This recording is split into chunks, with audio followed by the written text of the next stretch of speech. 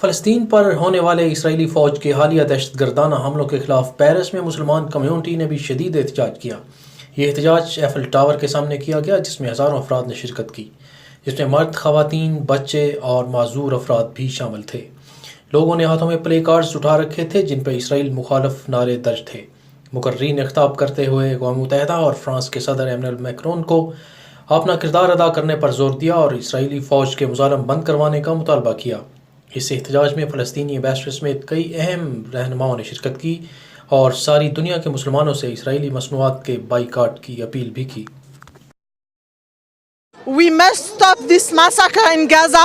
We must support the people of Gaza, and we demand an embargo, we demand sanction, and we demand boycott of the Israeli apartheid state. Today, we are here to support our international and universal cause of Palestinian people. This cause is not only Palestinian, it's universal. We are here for freedom, we are here for rights, we are here for democracy.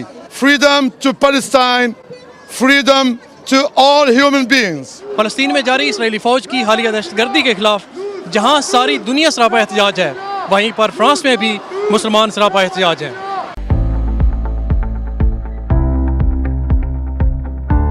آپ دیکھ رہے ہیں آن دیسی T V, آپ کا اپنا channel.